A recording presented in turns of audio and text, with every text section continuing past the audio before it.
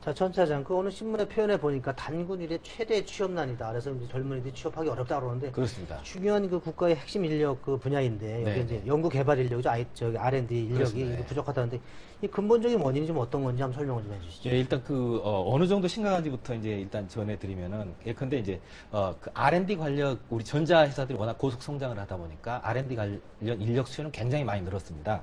예를 들자면 그 삼성전자 같은 경우에 2003년에 2만 1000명을 채용을 했는데, 지난해는 5만 2천 명으로 이렇게 급격히 네. 늘었는데요.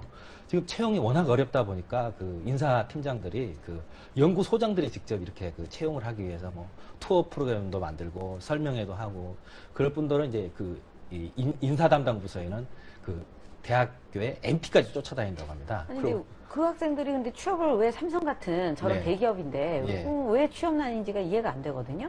예. 안 가는 건가요? 공대생들이? 이제 그 안 가는 것도 일부 네. 이제 그 쓸만한 인력이 말하자면 없다는 건가요?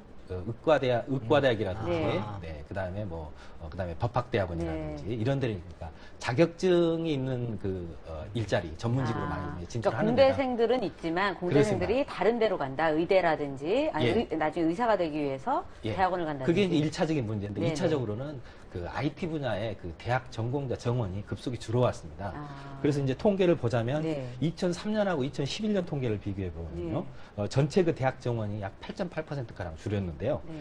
IT 분야는 12.9%가 줄었습니다. 그러니까 훨씬 그건 더 왜 많은 그런 건가요? 분야가.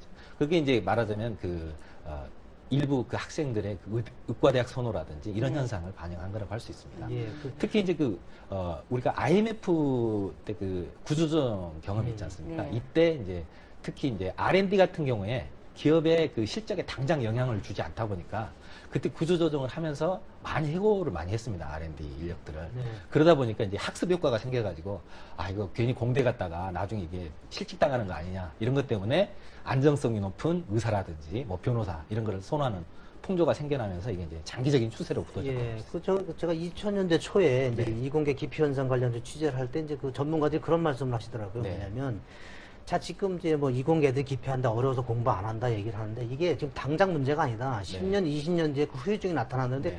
공교롭게도 보면 지금 10년 뒤에 이제 이런 현상이 나타나는 게 맞습니다. 무관치 않을 것 같은 생각이 예. 좀 들어요. 그죠? 이건 앞으로 이제 더 심해질 것 같습니다. 이제 특히 이제 우리가 중국하고 이제 산업 구조가 많이 이제 중복이 되고 있는데 중국하고 네. 경쟁을 경쟁을 많이 하고 있는데요. 그 간단한 통계를 소개해드리면 중국 같은 경우에 2010년에 이공계에서 석박사 인력이 17만 2,336명이 나왔는데요. 우리 한국 같은 경우에는 1만 8,942명입니다. 그래서 우리 9배 차이가 나고 있습니다.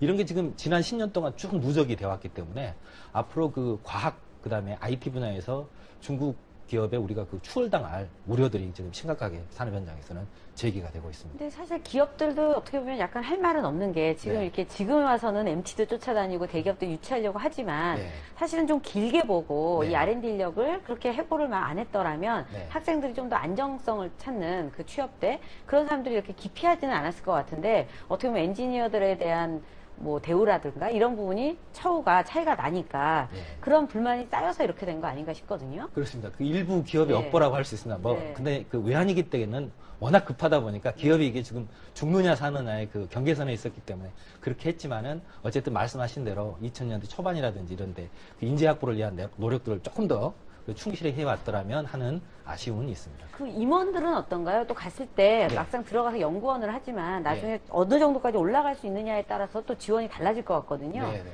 그 이공계 출신 임원도 많은가요? 가령 그 삼성전자 예를 네. 들자면 지금은 이공계 출신이 그 압도적인 그 우위를 차지하고 있고요. 그 다음에 삼성전자의 그 CEO인 최지성 부회장 같은 경우에 자신 그 공대 출신이 아니라서 너무나 이렇게 서름을 많이 겪어서 본인의 아들도 공대를 진학시켰다 이런 얘기를 할 정도입니다.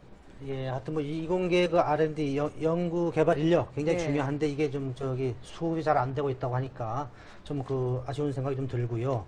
자, 이제 아무튼 이 부분에 대해서 국가가 좀 전력으로 좀 노력하고 기업들도 이런 인력을 확보하기 위해서 좀 충분한 대우라든가 이런 거 해줬으면 좋겠습니다.